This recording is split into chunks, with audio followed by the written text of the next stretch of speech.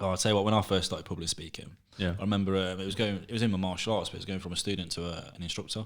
Mm-hmm. And I was one of those people that were probably the best in the class. There's no denying it. But I was within my gym, within my group. And then when you go up there for the first time to teach, it's all right doing it. Yeah. And how do you then talk about it? How do you then get people to follow you? Yeah. And I couldn't get my words out, going bright red, sweating. Oh, terrible, terrible experience. They do say that not necessarily the most talented people make the best coaches, do they? Well, referencing something we said earlier, at the time, I was a fantastic follower, Yeah. but I was a shit leader.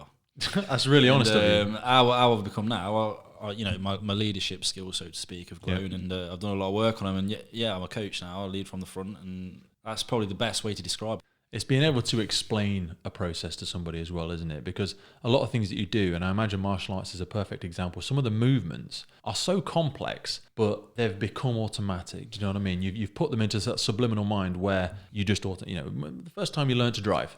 Yeah, so the first time you learned to drive, you were mirrors, you were steering, you were feet, you were pedals, you were gear stick, you were so many other things. And it was like 7 things. And you were like, I can't learn to drive. But now you just call it driving because you chunked it.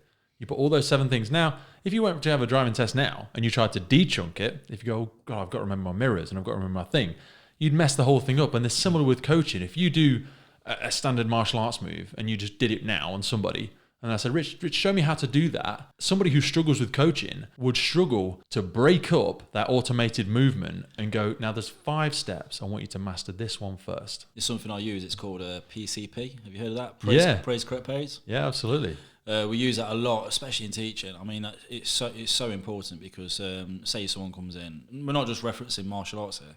If you're coaching somebody, you've got to find something they're good at. So say someone comes up and they're trying to do a kick. Yep. And it's absolutely shocking. I can't tell them that. I've got to build them up first. I've got to tell them they're doing something good first. Yeah. Might be they've just got a nice smile. I might have to really break this down thinking you've got a nice smile. But normally it's because they've kept their hands up or something like that. So break down the structure for us. Break down the structure, but we will tell them they're doing something good. Yeah. We'll then correct them and then we'll praise them again. We praise them, we correct them. Have you ever tried to put somebody into sort of a spotlight or speak about them in a position that the person you want them to be? They always say that if you speak about a man as you want him to be and not as he is, then he will grow into that identity. Yeah, well, again, it's that visualization, isn't it? Yeah.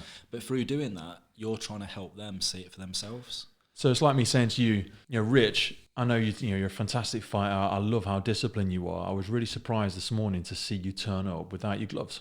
Do you know what I mean? Because I know you're really disciplined. I know this is really important to you. And you kind of build in that expectation of that individual because you're automatically praising and reinforcing them because you're going, like, I know this is the person you are here. Not if I come to you and go, dude, you forgot your gloves today. You don't even care. You're not even showing up.